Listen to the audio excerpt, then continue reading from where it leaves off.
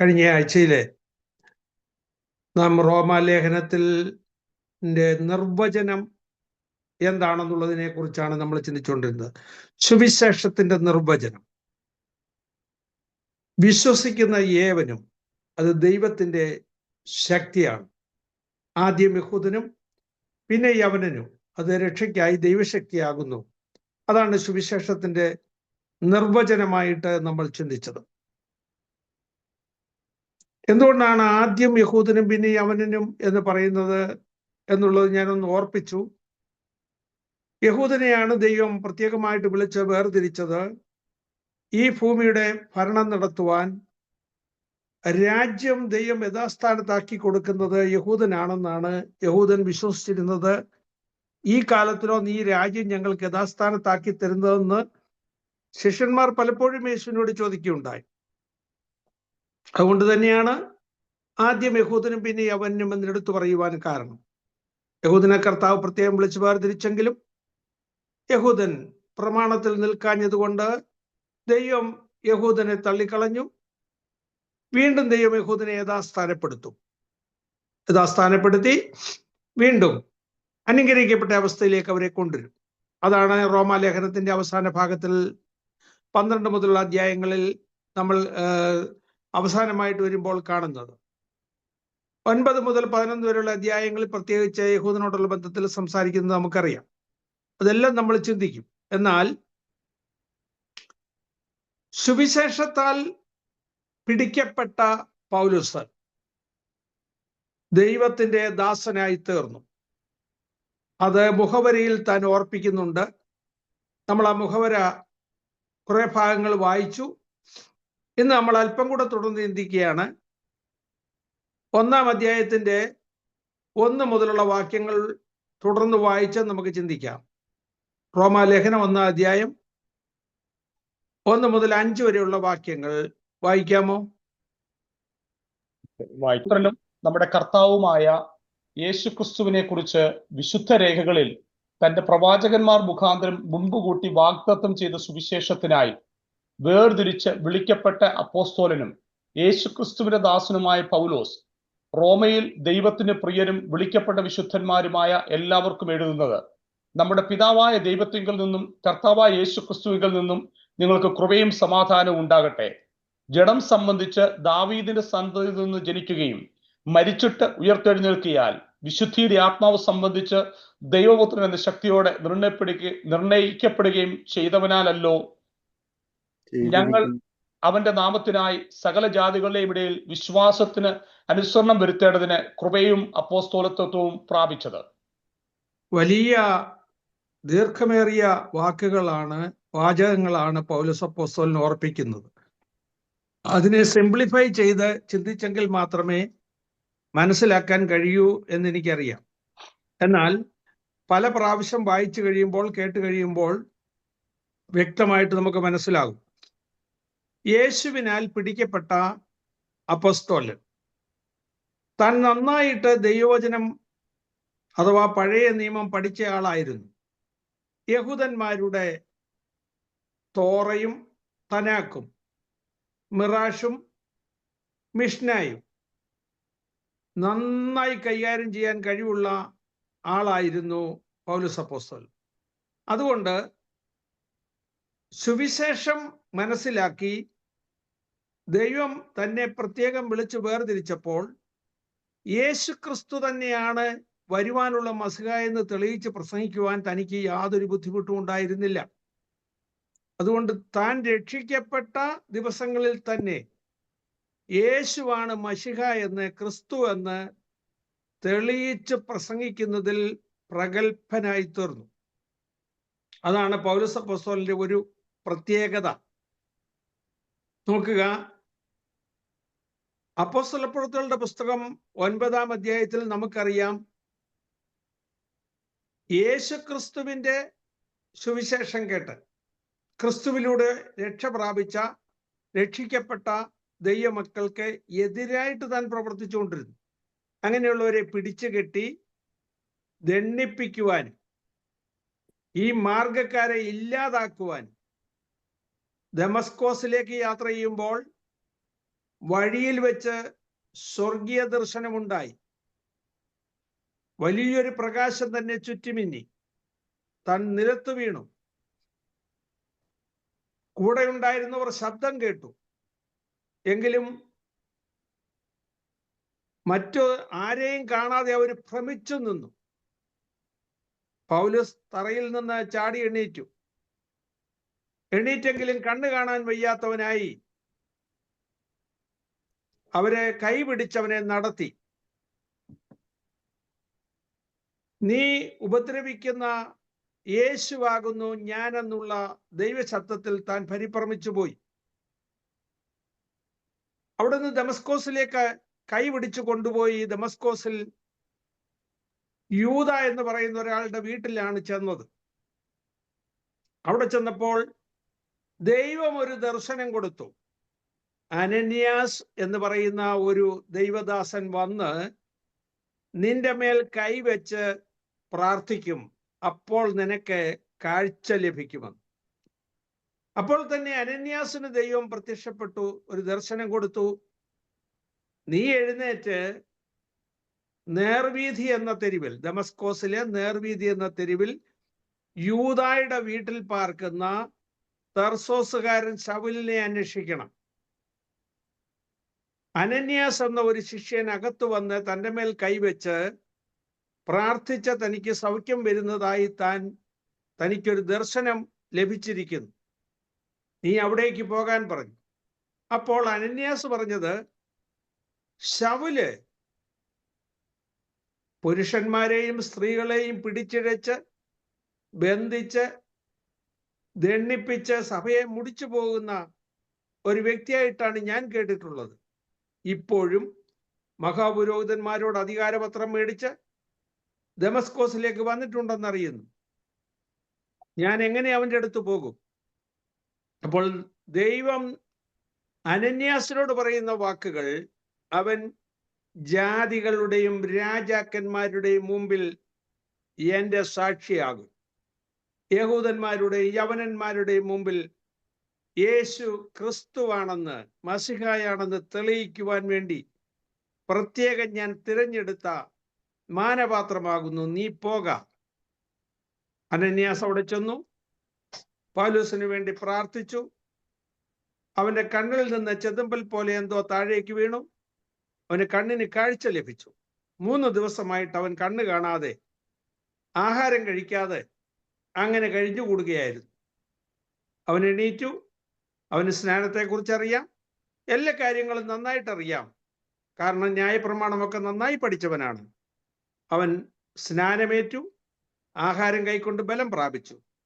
അന്ന് തൊട്ട് താൻ സുവിശേഷം പ്രസംഗിക്കാൻ തുടങ്ങി.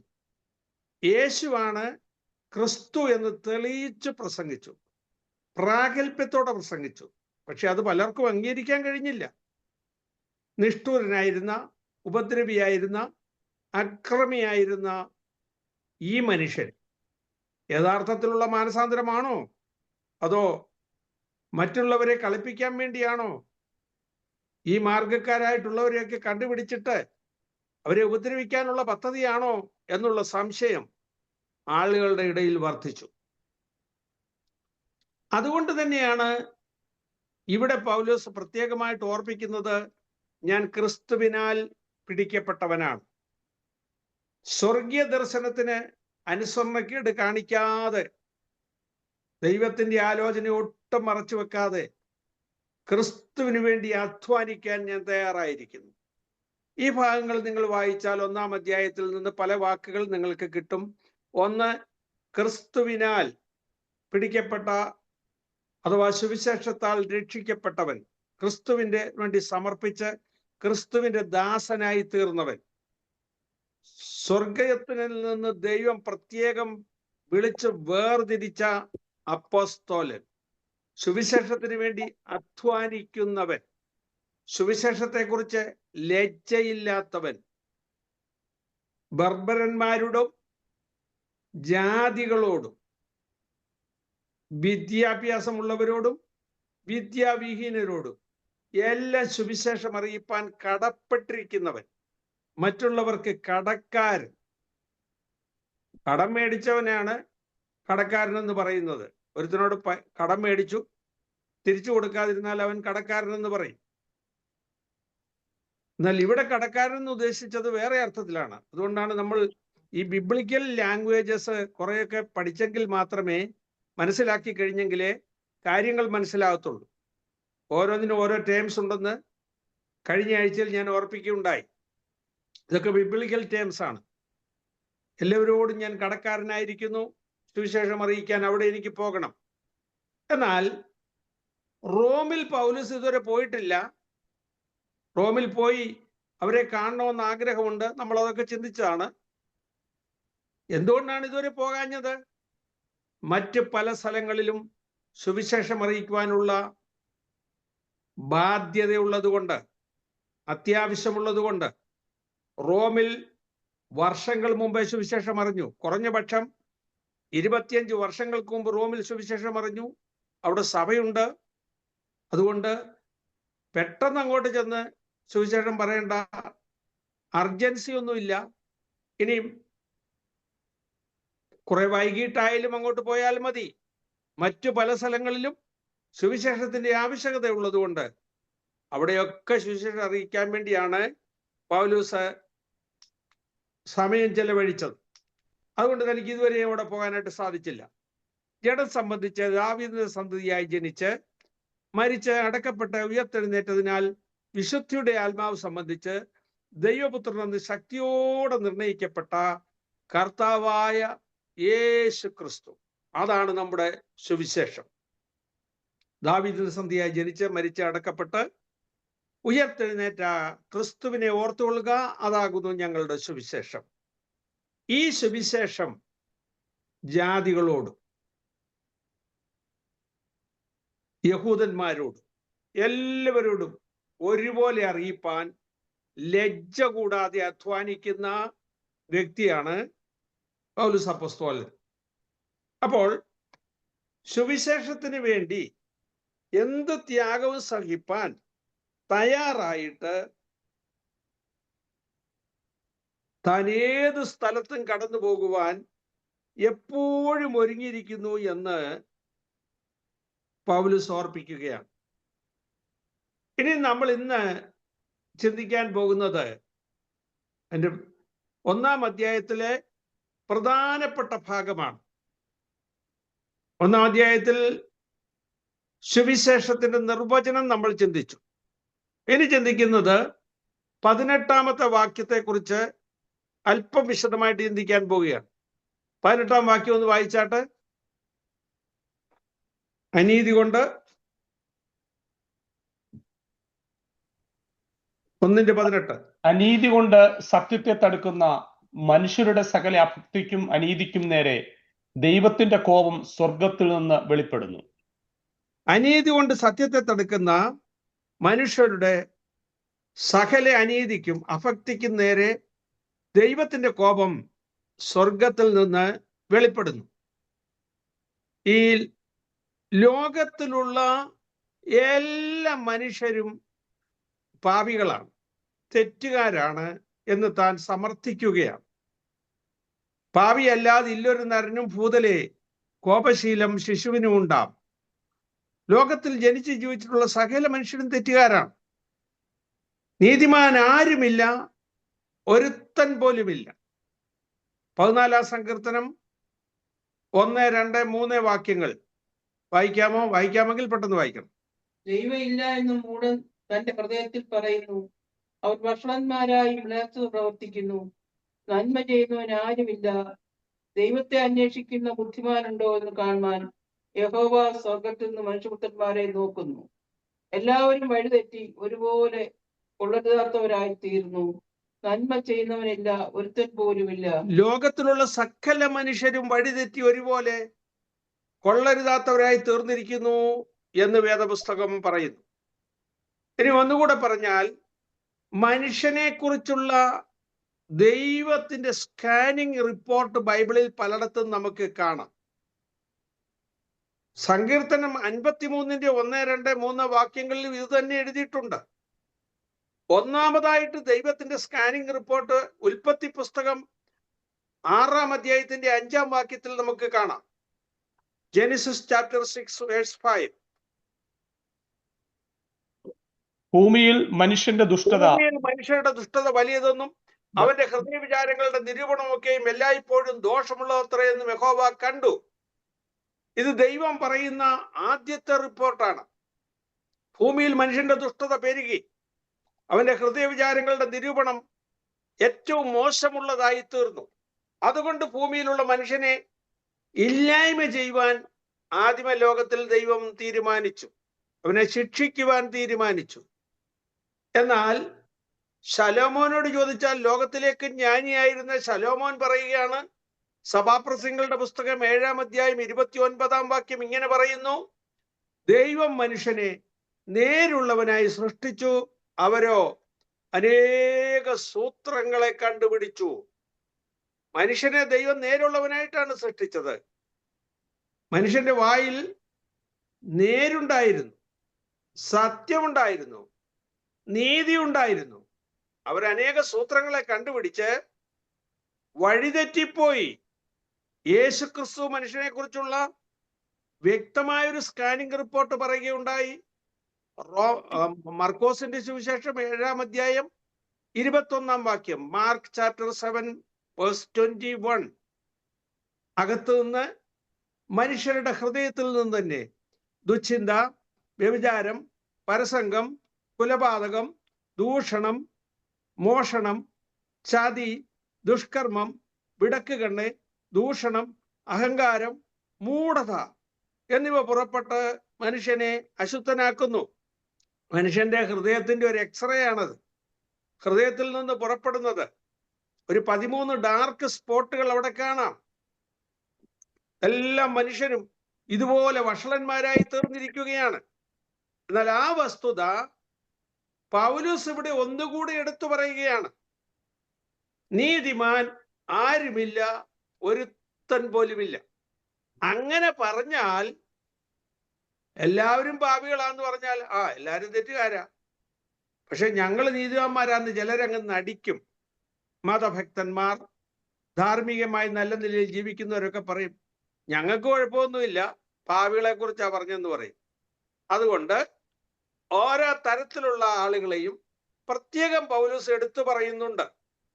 റോമാലേഖനം 1-ാം അധ്യായം 18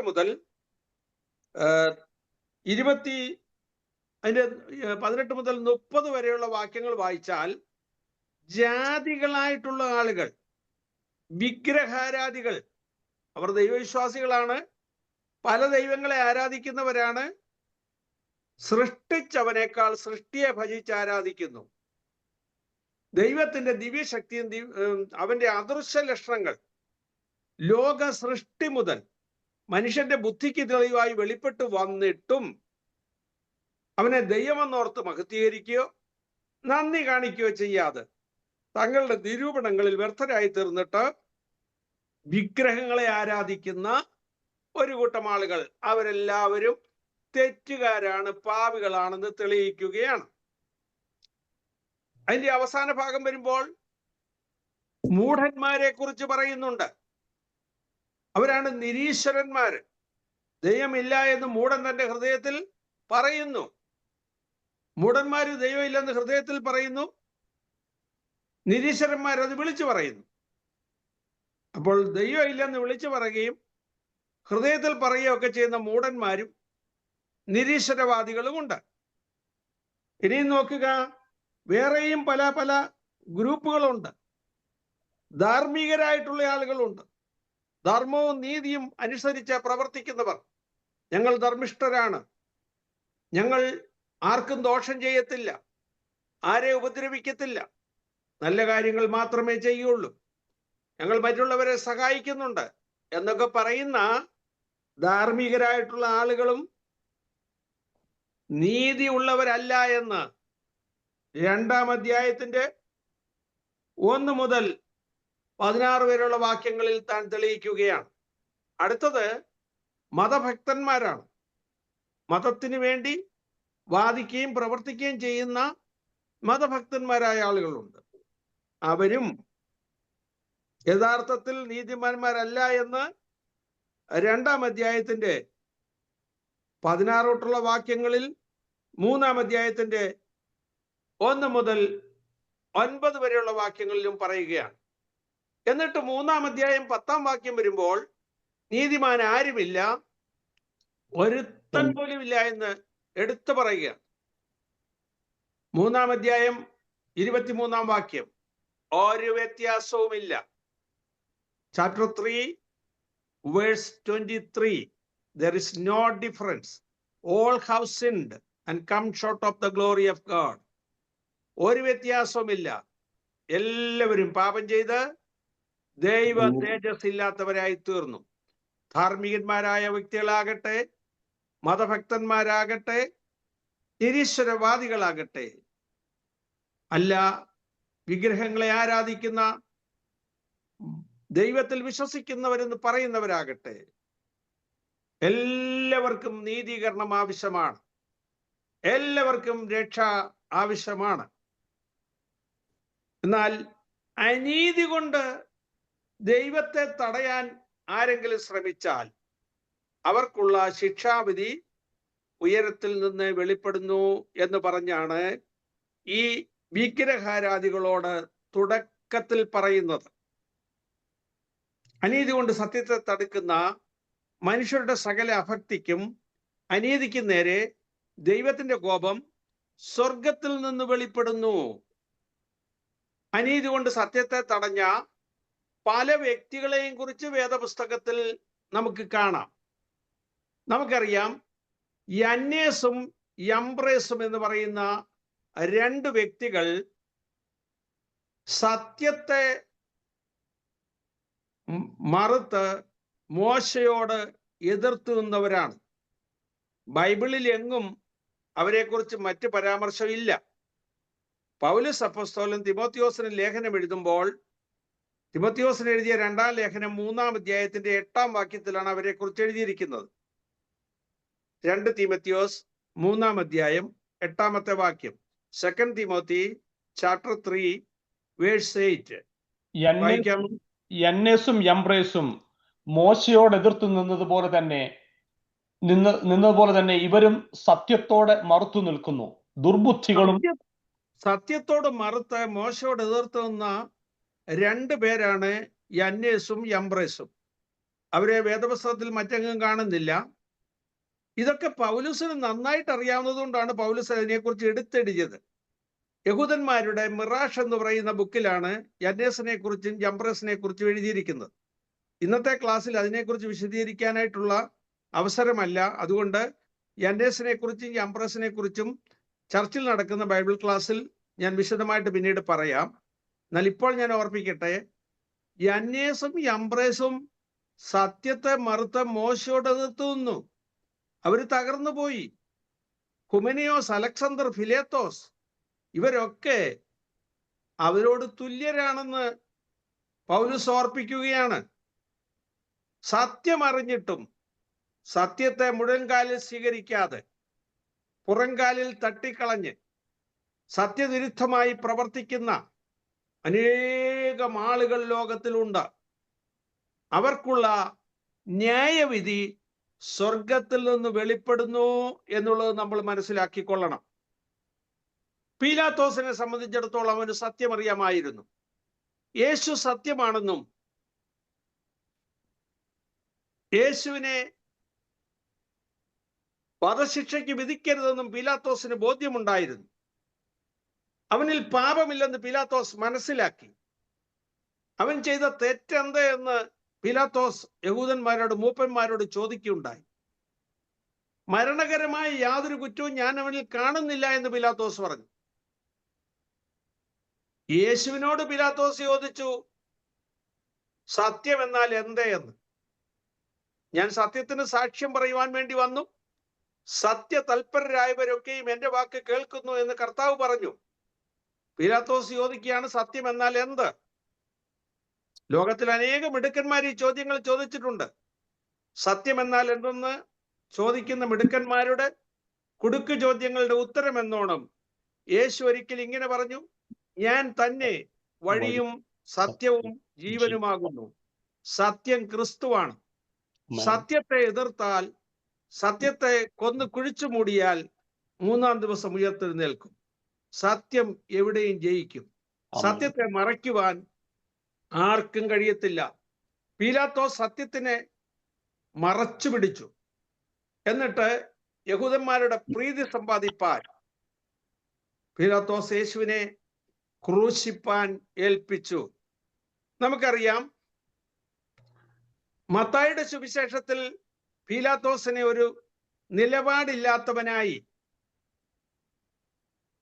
ശരിക്കും കാര്യങ്ങൾ നന്നായി കൊണ്ടുപോകാൻ കഴിയാത്തവനായിട്ടാണ് ചിത്രീകരിക്കുന്നത്. മർക്കോസിന്റെ സുവിശേഷത്തിൽ വരുമ്പോൾ യേശുവിനെ രക്ഷിക്കുവാൻ പീലാത്തോസ് പരിശ്രമിക്കുന്നതായും, അവസാനം മഹാപുരോഹിതന്മാരുടെയും മൂപ്പന്മാരുടെയും സമ്മർദ്ദത്തിന് വഴങ്ങി യേശുവിനെ ശിക്ഷിക്കാൻ തീരുമാനിക്കുകയും ചെയ്യുന്നു. ലൂക്കോസ് കുറച്ചുകൂടെ വിശദമായിട്ട് എഴുതി. ലൂക്കോസിന്റെ സുവിശേഷം 23-ാം അധ്യായം അതിന്റെ 2-ാം വാക്യം മുതലാണ് യേശുവിനെ കുറിച്ചുള്ള കുറ്റാരോപണങ്ങൾ മുന്നോട്ട് കൊണ്ടുവരുന്നത് മഹാപുരോഹിതന്മാരും മൂപ്പന്മാരും. ലൂക്കോസിന്റെ സുവിശേഷം 23-ാം അധ്യായം 2-ാം വാക്യം മുതൽ വായിക്കാമോ? ഇവൻ ഞങ്ങളുടെ ജാതിയെ മരിച്ചു കളയുകയും താൻ ക്രിസ്തു എന്ന രാജാവാകുന്നു എന്ന് പറഞ്ഞുകൊണ്ട് കൈസർക്ക് കരം കൊടുക്കുന്നത് വിരോധിക്കുകയും ചെയ്യുന്നതായി ഞങ്ങൾ കണ്ടു എന്ന് കുറ്റം ചുമത്തി തുടങ്ങി. പീലാത്തോസ് അവനോട്, നീ യഹൂദന്മാരുടെ രാജാവോ എന്ന് ചോദിച്ചതിന് ഞാൻ ആകുന്നു എന്ന് അവനോട് ഉത്തരം പറഞ്ഞു. മതി. നോക്കുക, ഇവൻ ഞങ്ങളുടെ ജാതിയെ മറിച്ചു കളയുന്നു. ഇവൻ മോശയുടെ ന്യായപ്രമാണത്തിന് വിരുദ്ധമായിട്ട് പഠിപ്പിച്ച ജനത്തെ മറിച്ചു കളയുന്നു എന്ന് പറഞ്ഞ് യേശുവിനെതിരായിട്ട് മഹാപുരോഹിതന്മാരും മൂപ്പന്മാരും കുറ്റാരോപണം നടത്തുകയാണ്. പീലാത്തോസ് യേശുവിനെ വിസ്തരിച്ചു. പല പ്രാവശ്യം യേശുവിനോട് ചോദിച്ചു. എന്നിട്ട് പീലാത്തോസ് പറയുകയാണ്, ഞാൻ ഇവനിൽ ഒരു കുറ്റവും കാണുന്നില്ല. നിങ്ങൾ പറയുന്ന പോലുള്ള കുറ്റങ്ങൾ ഞാൻ കാണുന്നില്ല. മരണത്തിന് യോഗ്യമായ ഒരു കുറ്റവും ഞാൻ ഇവനിൽ കാണുന്നില്ല. ഇനി 23-ാം വാക്യം കൂടെ വായിച്ചാട്ടെ. 22 തൊട്ട് 23-ന്റെ 22. അവൻ മൂന്നാമതും അവരോട്, അവൻ ചെയ്ത ദോഷമെന്ത്? മരണയോഗ്യമായതൊന്നും അവനിൽ കണ്ടില്ല. അതുകൊണ്ട് ഞാൻ അവനെ അടിപ്പിച്ചു വിട്ടയക്കും എന്ന് പറഞ്ഞു. നോക്കുക, മരണയോഗ്യമായതൊന്നും അവനിൽ കാണുന്നില്ല എന്ന് പീലാത്തോസ് പറഞ്ഞു. പീലാത്തോസിനെ അറിയാം. എന്നിട്ടും അവനെ അടുപ്പിച്ച് വിട്ടയക്കുമെന്ന് പറഞ്ഞു. ചാട്ടവാറ് കൊണ്ട് അടുപ്പിച്ച് യേശുവിനെ വിട്ടയക്കാം എന്ന് പീലാത്തോസ് അവസാനം ചിന്തിച്ചു. പക്ഷേ അവര് മുട്ടിച്ച് ചോദിച്ചു. ഉത്സവം തോറും ഒരു തടവുകാരനെ വിട്ടുകൊടുക്കുന്ന പതിവുണ്ടായിരുന്നു. അതുകൊണ്ട് ആരെ വിട്ടുകൊടുക്കണമെന്ന് ചോദിച്ചപ്പോൾ അവര് പറഞ്ഞത് ബറബ്ബാസിനെ വിട്ടുതരണമെന്നാണ്. കുലപാതകനായി ശിക്ഷിക്കപ്പെട്ട് ജയിലിൽ കിടക്കുന്ന ബറബ്ബാസിനെ വിട്ടുതരണം, യേശുവിനെ ക്രൂശിക്കണമെന്ന് പറഞ്ഞ് ബറബ്ബാസിനെ, വലിയ തെറ്റുകാരനായ ബറബ്ബാസിനെ വിട്ടുകൊടുക്കുവാൻ ഇടയായിത്തീർന്നു. ഇവിടെ നിന്നൊരു വലിയ സത്യം നിങ്ങൾ മനസ്സിലാക്കണം. പീലാത്തോസിനൊരു പരമാധികാരമുണ്ട്. വേണമെങ്കിൽ ബറബ്ബാസിനെ വിട്ടുകൊടുക്കാം, വേണമെങ്കിൽ യേശുവിനെ വിട്ടുകൊടുക്കാം. ഏതു വലിയ കുറ്റവാളിയെയും വിട്ടുകൊടുക്കുവാൻ പീലാത്തോസിന് അധികാരമുണ്ട്. ഇത് തന്നെയാണ് വിശ്വാസത്താലുള്ള രക്ഷ എന്ന് പറയുന്നതും. യാതൊരു വ്യക്തി തെറ്റ് സമ്മതിച്ച് ദൈവത്തോട് ക്ഷമ ചോദിച്ച്, കർത്താവേ എൻ്റെ സകല അകൃത്യങ്ങളെയും എന്നോട് ക്ഷമിച്ച് കരുണയോടെ എന്നെ കൈക്കൊള്ളണമെന്ന് യാതൊരു വ്യക്തി അപേക്ഷിച്ചാലും അവനെ വിടുവിക്കുവാൻ ദൈവത്തിന് കഴിയും. അത് ദൈവത്തിന്റെ പരമാധികാരത്തിൽപ്പെട്ട കാര്യമാണ്. ഏത് തെറ്റ് ചെയ്തും വധശിക്ഷയ്ക്ക് വിധിക്കപ്പെട്ട് ജയിലിൽ കിടക്കുന്ന വ്യക്തിയെ വേണമെങ്കിൽ വെറുതെ വിടുവാൻ പ്രസിഡന്റിന് അധികാരമുണ്ട്. ചിലപ്പോൾ സ്വാതന്ത്ര്യ ദിനത്തിൽ അങ്ങനെയുള്ള കുറ്റവാളികൾക്ക് ശിക്ഷ ഇളച്ചു കൊടുക്കും, ചിലപ്പോൾ വെറുതെ വിടും. അതൊക്കെ പ്രസിഡന്റിന്റെ അധികാരമാണ്. ഇതുപോലെ പീലാത്തോസിന് അധികാരമുണ്ട്. പെരുന്നാൾ സമയത്ത് ഒരു കുറ്റവാളിയെ മോചിപ്പിക്കാൻ തനിക്ക് കഴിയും, വെറുതെ വിടാൻ കഴിയും. അപ്പൊ ആളുകൾ പറയുകയാണ്, ബറബ്ബാസിനെ വിട്ടുതരിക, രക്ഷിക്കുക, യേശുവിനെ ക്രൂശിക്കുക. പീലാത്തോസ് വെറും ഒരു കഥാപാത്രമാണെന്നൊക്കെ പറയുന്ന നിരീശ്വരവാദികൾ ഇന്ന് ലോകത്തിലുണ്ട്. എന്നാൽ പീലാത്തോസിനെ കുറിച്ചുള്ള ചരിത്രം ജോസിഫസിന്റെ ചരിത്രത്തിൽ വ്യക്തമായി എഴുതിയിട്ടുണ്ട്. ഹാലി എന്ന് പറയുന്ന ആളിന്റെ ചരിത്രത്തിലും പീലാത്തോസിന്റെ ചരിത്രം എഴുതിയിട്ടുണ്ട്. യഹൂദന്മാരുടെ ഇടയിൽ ഉണ്ടായിരുന്ന പഴയ ശേക്കൽ വെള്ളി നാണയത്തിൽ പീലാത്തോസിന്റെ രൂപം കൊടുത്തിരുന്നു. റോമൻ നാണയത്തിൽ തിബരിയോസ് സീസറുടെ രൂപമാണ് കൊടുത്തിരുന്നത്, കൈസറുടെ രൂപം കൊടുത്തിരുന്നു. കൈസർക്ക് കരം കൊടുക്കുന്നത് വിഹിതമോ എന്ന് ആളുകൾ യേശുവിനോട് ചോദിച്ചു. കാരണം കരം കൊടുക്കരുതെന്ന് പറഞ്ഞ് അതിനുവേണ്ടി വാദിക്കുന്ന ഒരു ഗ്രൂപ്പ് ഉണ്ടായിരുന്നു. സെലോട്ട് എന്ന് പറയുന്ന ഗ്രൂപ്പ് പോലുള്ള പല ഗ്രൂപ്പുകൾ അവിടെ ഉണ്ടായിരുന്നു.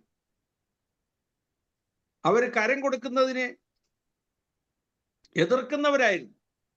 യേശു കരം കൊടുക്കുന്നതിനെ എതിർക്കുകയാണെങ്കിൽ അവരുടെ കൂടെ കൂട്ടാനായിട്ട് അവർ തീരുമാനിച്ചു. യേശു നാണയം കൊണ്ടുവരാൻ പറഞ്ഞു. യേശു പറഞ്ഞു, കൈസർക്കുള്ളത് കൈസർക്കും, ദൈവത്തിനുള്ളത് ദൈവത്തിനും കൊടുപ്പീൻ. താൻ പറഞ്ഞതിന്റെ ആശയം, ഈ നാണയം കൈസറുടെ സ്വരൂപത്തിലുള്ളതാണ്, അതുകൊണ്ട് നിങ്ങൾ കൈസർക്ക് കൊടുക്കൂ. എന്നാൽ നിങ്ങളിലുള്ള സ്വരൂപം ദൈവത്തിന്റെ സ്വരൂപവും സാദൃശ്യമാണ്, നിങ്ങളെ തന്നെ ദൈവത്തിന് വേണ്ടി കൊടുക്കണമെന്നാണ്. ഇവിടെ ഇവര് പറയുകയാണ്, കൈസർക്ക് കരം കൊടുക്കുന്നത് യേശു എതിർക്കുന്നത് ഞങ്ങൾ കണ്ടു, ഞങ്ങൾ കേട്ടു എന്ന് പറഞ്ഞ് യേശുവിനെതിരെ കുറ്റം ചുമത്തുകയാണ്. തിബരിയോസ് സീസറിന്റെ വാഴ്ചയുടെ 15-ാം ആണ്ടിലായിരിക്കണം പീലാത്തോസിനെ ഗവർണറായിട്ട് ഗലീല പ്രദേശത്ത് യഹൂദിയയിലാക്കിയത്, ആസ്യൻ ഗവർണറായിട്ട് ആക്കിയതെന്ന് ചില ചരിത്രകാരന്മാർ പറയുന്നു. എന്തായാലും പീലാത്തോസ് യഹൂദന്മാരുടെ പ്രീതി സമ്പാദിച്ചാൻ ഇച്ഛിച്ചിട്ട് ഒരു കലഹം ഒഴിവാക്കുവാൻ വേണ്ടി യേശുവിനെ വിട്ടുകൊടുത്തു. ഭൂഗർഭ ഗവേഷക ശാസ്ത്രജ്ഞന്മാർ, ആർക്കിയോളജിസ്റ്റുകൾ ന്യൂസിൽ നിന്ന് കണ്ടെടുത്ത കളിമൺ പ്ലേറ്റുകളിൽ യേശുവിന്റെ മരണത്തെ സംബന്ധിച്ച രേഖകൾ എഴുതിയിരുന്നതായി പറയപ്പെടുന്നു. അതിൽ ഒരു കളിമൺ പ്ലേറ്റിൽ ഇങ്ങനെ എഴുതിയിരുന്നു: തിബരിയോസ് സീസറുടെ വാഴ്ചയുടെ 17-ാം ആണ്ടിൽ മാർച്ച് മാസം 14-ാം തീയതി ദക്ഷിണ ഗലീലയിലെ ആസ്യൻ ഗവർണർ പീലാത്തോസ് ആസ്ഥാനത്തിൽ ഉപവിഷ്ടനായി. ജനം യേശുവിനെതിരായ വലുതും ഭയങ്കരവുമായ തെളിവുകളാൽ അണിനിരന്നു. യേശുവിനെതിരായി അവർ കൊണ്ടുവന്ന കുറ്റാരോപണങ്ങൾ: 1, ഇവൻ ന്യായപ്രമാണത്തിന്റെ ശത്രുവാണ്. 2, ഇവൻ കൈസർക്ക് കരം കൊടുക്കുന്നതിനെ എതിർക്കുന്നവനാണ്. 3, ഇവൻ മോശയുടെ ന്യായപ്രമാണത്തിന് വിരുദ്ധമായി പഠിപ്പിക്കുന്നവനാണ്. ഇങ്ങനെ യേശുവിനെതിരായ കുറ്റാരോപണങ്ങൾ അവർ മുന്നോട്ട് കൊണ്ടുവന്നു. പീലാത്തോസിന്റെ വിധി അതിലെഴുതിയിരുന്നു: യേശുവിനെ ചാട്ടവാർ കൊണ്ടടിച്ച പാളയത്തിന് പുറത്തേക്ക് കൊണ്ടുപോകേണ്ടതാണ്. എന്നാൽ അടുത്ത രേഖയിൽ എഴുതിയിരുന്നത് യേശുവിന്റെ മരണത്തിൽ സാക്ഷികളായിട്ട് ഒപ്പിട്ടവർ: 1, ദാനിയേൽ റബൂനി, 2, യൂറാനസ് സെറുബാബേൽ. ഇതെല്ലാം ചരിത്രപരമായിട്ടിന്ന് തെളിയിക്കപ്പെട്ടിട്ടുള്ള സത്യമാണ്. പീലാത്തോസ് യേശുവിനെ ക്രൂശിപ്പാൻ ഏൽപ്പിച്ചത് ഒരു കലഹം ഒഴിവാക്കാൻ വേണ്ടിയാണ്. യഹൂദന്മാരെ നിയന്ത്രിക്കുവാൻ വലിയ ബുദ്ധിമുട്ടായിരുന്നു. റോമ ഗവൺമെന്റിന്റെ പ്രമാണങ്ങൾക്കെതിരായി പ്രവർത്തിക്കുന്നവരായിരുന്നു യഹൂദന്മാരിൽ മിക്കപേർ. വലിയ കലഹമുണ്ടായാൽ അത് പ്രശ്നമായി തീരും. ഒരു വലിയ ഡാം ഉണ്ടാക്കുവാൻ വേണ്ടി പീലാത്തോസ് പരിശ്രമിച്ചതായി ചരിത്രം പറയുന്നു. അതിന് യഹൂദന്മാര് പണപ്പിരിവ് നടത്തി പണം കൊടുക്കണമെന്ന് ആവശ്യപ്പെട്ടു. അതിന്റെ പേരിൽ യഹൂദന്മാരുമായിട്ട് വലിയ പ്രശ്നങ്ങളൊക്കെ ഉണ്ടായിരുന്നു. എന്നാൽ യേശു എപ്പോഴും റോമാക്കാർക്ക് അനുകൂലമായിട്ടാണ് സംസാരിച്ചിരുന്നതെന്ന് തിരുവെഴുത്തിലൂടെ നമുക്ക് മനസ്സിലാക്കാം. യേശു പറഞ്ഞു കൈസർക്ക് കരം കൊടുക്കണം. ഒരിക്കൽ പത്രോസിനും യേശുവിനും കരം കൊടുക്കേണ്ട സമയമായപ്പോൾ അന്ന് തലക്കരം കൊടുക്കണമായിരുന്നു, ഓരോ വ്യക്തികൾക്ക് കരം കൊടുക്കണമായിരുന്നു. നമുക്കറിയാം, പത്രോസ് പോയി ചൂണ്ടലിട്ട് മീൻ പിടിച്ചോണ്ട് വന്ന് യേശുവിനും പത്രോസിനും വേണ്ടി കരം കൊടുത്തതായിട്ട് ബൈബിളിൽ എഴുതിയിട്ടുണ്ട്. കൈസർക്കുള്ളത് കൈസർ കൊടുക്കാൻ കർത്താവ് പറയുന്നതായിട്ട് ബൈബിളിലുണ്ട്. അപ്പൊ റോമ ഗവൺമെന്റിനെ എതിർക്കുന്നതായിട്ട് ഒരു ചരിത്രവും യേശുവിനെ കുറിച്ച് കാണുന്നില്ല. യേശുവിനെ ക്രൂശിപ്പാൻ ഏൽപ്പിച്ച ശേഷം പീലാത്തോസ് വളരെ അസ്വസ്ഥനായി താൻ അതിനെക്കുറിച്ച് തന്നെ ചിന്തിച്ചുകൊണ്ടിരുന്നു. കാരണം യേശു ഒരു നിഷ്കളങ്കനായിരുന്നുവെന്നും നീതിക്ക് വേണ്ടി നിൽക്കുന്നവനാണെന്നും സത്യത്തിന് വേണ്ടി പ്രസംഗിക്കുന്നവനാണെന്നും പീലാത്തോസിന് നന്നായിട്ട് അറിയാമായിരുന്നു. കാരണം പീലാത്തോസിന്റെ ഭാര്യയായിരുന്ന ക്ലൗദിയ യേശുവിന്റെ ശിഷ്യഗണത്തിലെ ഒരാളായിരുന്നു. ക്ലയോപ്പാവ് ക്ലൗദിയയുടെ സഹോദരനായിരുന്നു. യേശുവിന്റെ അമ്മയുടെ അനിയത്തി ശലോമിയുടെ ഭർത്താവായിരുന്നു ക്ലയോപ്പാവ്. ക്ലയോപ്പാവിന്റെ സഹോദരിയായിരുന്നു ക്ലൗദിയ. ക്ലൗദിയയാണ് പീലാത്തോസ് വിവാഹം കഴിച്ചിരുന്നതാണ് ചരിത്രം പറയുന്നത്. അതുകൊണ്ട് യേശുവിനെ കുറിച്ച് പീലാത്തോസിന് അറിയാമായിരുന്നു. ഹെരോദാവിന്റെ കൊട്ടാരത്തിൽ കാര്യവിചാരകനായിരുന്ന കൂസയുടെ ഭാര്യ യോഹന്ന, അത് യേശുവിന്റെ അമ്മയുടെ അനിയത്തിയായിരുന്നു. അതുകൊണ്ട് യേശുവിനെ കുറിച്ചുള്ള ചരിത്രങ്ങളൊക്കെയും ഹെരോദാവിന് നന്നായിട്ട് അറിയാമായിരുന്നു. യേശുവിനെ കുറിച്ച് ഹെരോദാവ് കേട്ടിരുന്നു. അവൻ അത്ഭുതങ്ങളും അടയാളങ്ങളും പ്രവർത്തിക്കും എന്ന് താൻ പ്രതീക്ഷിച്ചിരുന്നു എന്നും ബൈബിളിൽ നമ്മൾ വായിക്കുന്നു. എന്നാൽ യേശുവിനെ കുറിച്ച് വിധി പറയുന്നതിന് മുമ്പ് ക്ലൗദിയ അതുകൊണ്ടാണ് ഒരു കത്ത് കൊടുത്തത്, നിങ്ങൾ ആ നീതിമാന്റെ കാര്യത്തിൽ ഇടപെടരുത്. എന്നാൽ പീലാത്തോസിനെ മഹാപുരോഹിതന്മാരും ശാസ്ത്രിമാരും സമ്മർദ്ദത്തിലാക്കി. താൻ അവർക്ക് വഴങ്ങേണ്ടി വന്നു. റോമ ഗവൺമെന്റിന്റെ 5 വിധമായ നിയമങ്ങൾക്കെതിരായിട്ടാണ് യേശുവിനെ ക്രൂശിപ്പാൻ ഏൽപ്പിച്ചത്. 1, 1000 കുറ്റവാളികൾ ശിക്ഷിക്കപ്പെടാതെ പോയാലും ഒരു നിരപരാധി ശിക്ഷിക്കപ്പെടാൻ പാടില്ല എന്നുള്ളത് റോമ ഗവൺമെന്റിന്റെ ഏറ്റവും പ്രധാനപ്പെട്ട നിയമമാണ്. എന്നാൽ അർദ്ധരാത്രിക്കാണ് യേശുവിന്റെ വിധി പറഞ്ഞത്.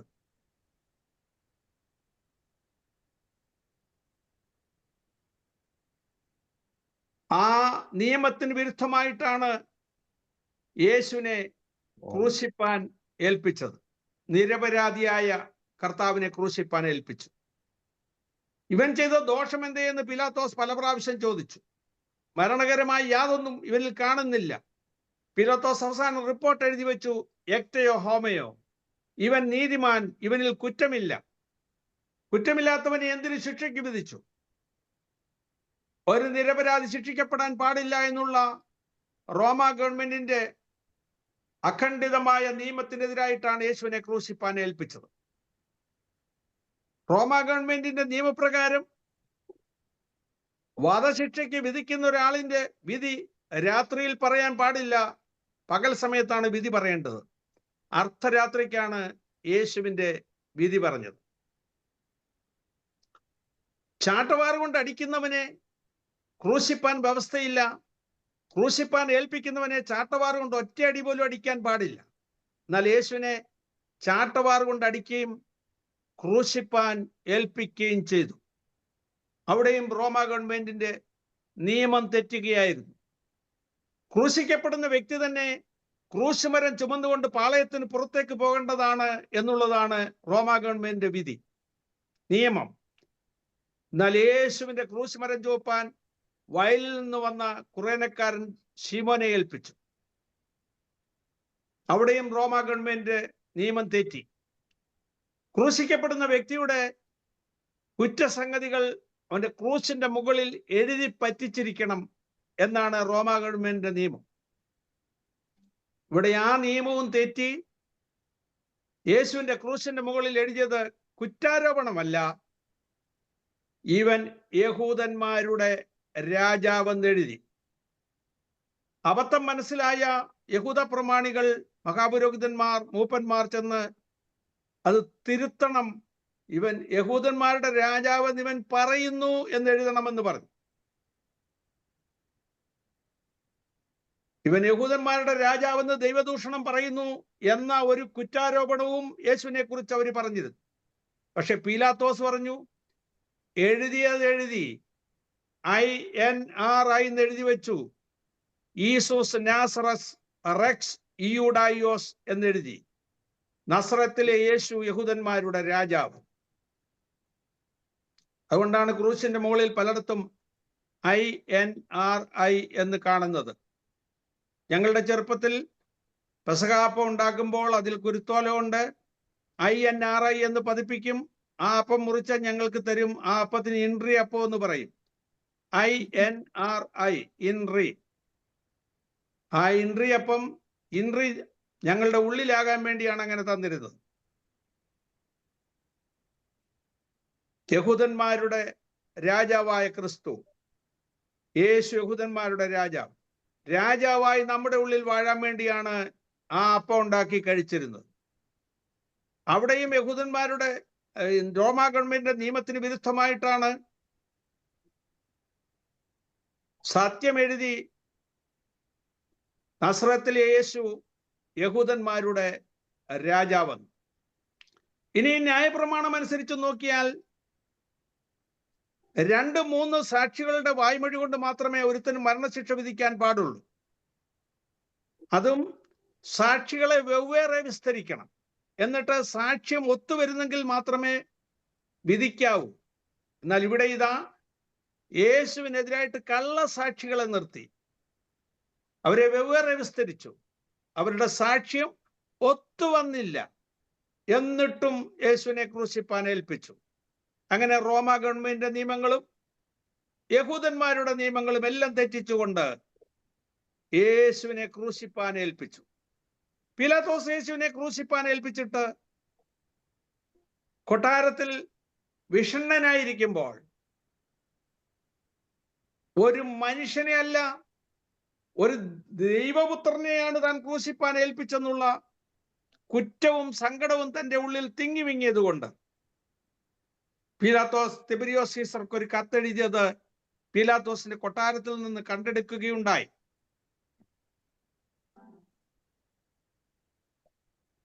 യഹൂദന്മാരുടെ കലാപം ഭയന്ന് അവരുടെ പ്രീതി സമ്പാദിപ്പാൻ ഞാൻ യേശുവിനെ ക്രൂശിപ്പാൻ ഏൽപ്പിച്ചു.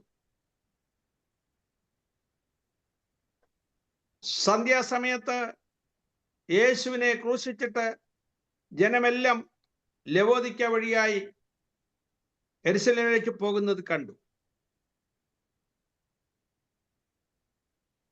സന്ധ്യാസമയത്ത് നമ്മുടെ ഒരു മന്ത്രിയായ അരിമത്തിയിലെ ജോസഫ് കൊട്ടാരത്തിൽ വന്നു. യേശുവിന്റെ ശരീരം അടക്കം ചെയ്യുവാൻ അനുവാദം ചോദിച്ചു. അപ്പോൾ അദ്ദേഹത്തെ മനസ്സിലാക്കാൻ പോലും എനിക്ക് കഴിഞ്ഞില്ല. ഒരു മനുഷ്യനെയല്ല, ഒരു ദേവനെയാണ് ക്രൂശിപ്പാൻ ഏൽപ്പിച്ചതെന്നുള്ള കുറ്റവും സങ്കടവും എൻ്റെ ഉള്ളിൽ തിങ്ങിവിങ്ങുന്നു. അതുകൊണ്ട് ഞാൻ എൻ്റെ സ്ഥാനത്ത് തുടരാൻ ആഗ്രഹിക്കുന്നില്ല. അന്നു മുതൽ പീലാത്തോസ് ചിത്തഭ്രമമുള്ളവനായി തീർന്നു. പീലാത്തോസ് വെള്ളമെടുത്ത് കൈ കഴുകി, ഈ നീതിമാൻ രക്തത്തിൽ എനിക്ക് പങ്കില്ല എന്ന് പറഞ്ഞത് തിരുവെഴുത്തിൽ നമ്മൾ വായിക്കുന്നു.